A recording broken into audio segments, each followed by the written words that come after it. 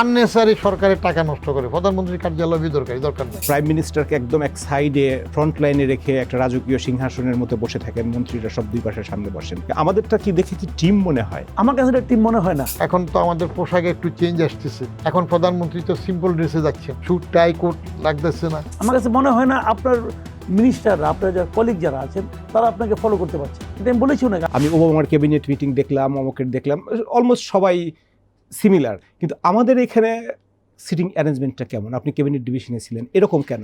আমাদের এখানে সিটিং অ্যারেঞ্জমেন্টটা হয়ে গেছে প্রথম যখন এটা দেখতে টিম মনে হয় না, প্রধানমন্ত্রীকে কোনো একটা রাজা বাদশাহ মনে করে অবস্থা।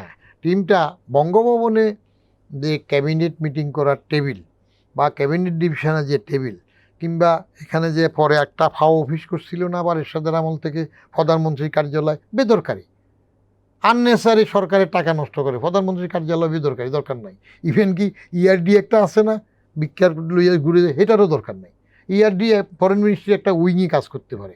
প্রধানমন্ত্রীর কার্যালয় তো অরিজিনাল ছিল না, বঙ্গবন্ধুর আমলেও তো ও ক্যাবিনেট ডিভিশনের মধ্যে কিছু লোক থাকবে, করবে।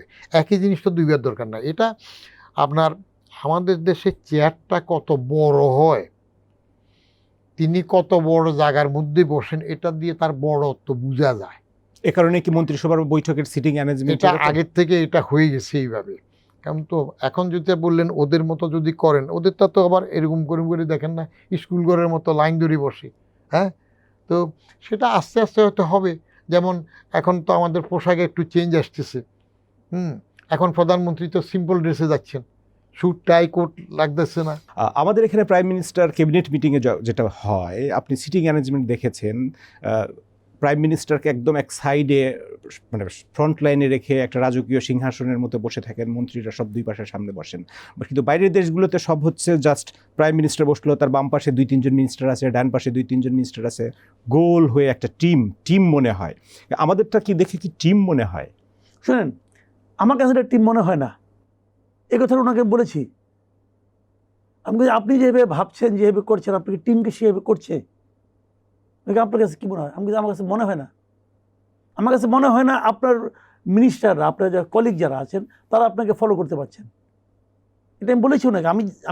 আমি আশা করব এই অনুষ্ঠানটা ওনার যদি কানে যায়, উনি যদি দেখেন, উনিও মিলাই নেবেন ওনাকে আমি কী বলছি, উনি আমাকে কী জবাব দিয়েছেন। আমি এটা প্রথমেই বলেছি ওনাকে। ওকে কীভাবে উনি আমাকে ব্যাখ্যা দিয়েছেন।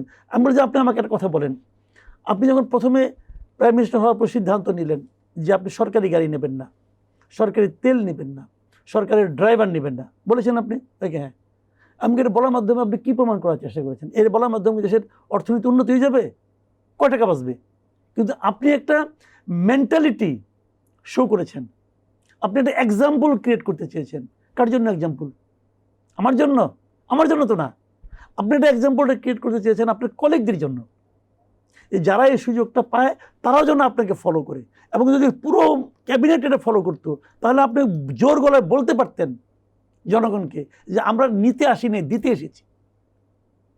এবং আমি ওনাকে এটাও বলেছি যে আমি এই ঘটনার পরে যখন কেউ এটা আপনাকে ফলো করলো না, তখন আমি বসে বসে প্রত্যেকটা মন্ত্রীর হলফনামা বের করেছি, ইন্টারনেট থেকে বের করে দেখেছি যে এর মধ্যে সবচেয়ে গরিব হলেন আপনি। হলফনামায় যে সম্পদের বিবরণ দেওয়া আছে, সেই হলফনামার সম্পদের বিবরণ অনুযায়ী ওনার তাবায়ত মন্ত্রিসভার মধ্যে সবচেয়ে গরিব হলেন তারেক রহমান সাহেব। তা আপনি গরিব লোকটা সিদ্ধান্ত নিতে বলেন আপনি সরকারি গাড়ি নেবেন না, ধনীরা সিদ্ধান্ত নিল না কেন? তার মানে ওনারা আপনার এক্সাম্পলটাকে এক্সাম্পলই মনে করে না, ওনারা মনে করেন আপনি এটা বোকামি করছেন। অথবা ওনাদের টাকা আছে কিন্তু ওনারা মানসিকভাবে দরিদ্র। তো এই দুটোর কোনোটাই তো আমার জন্য সুখকর না একজন নাগরিক হিসেবে। আমি তো ওনাকে এটা বলেছি ভাই, এভাবেই বলেছি। মন্ত্রিসভাকে বলা হয় যেটা হলো এটা, এবং উনি এটার জবাব দিয়েছেন একটা, উনি জবাব দিয়েছেন, কিন্তু উনি জবাব দিয়ে বলেছেন দেখেন আমি তো কাউকে অর্ডার করতে পারি না, কারণ এটা তো ওনাদের আইনে আছে।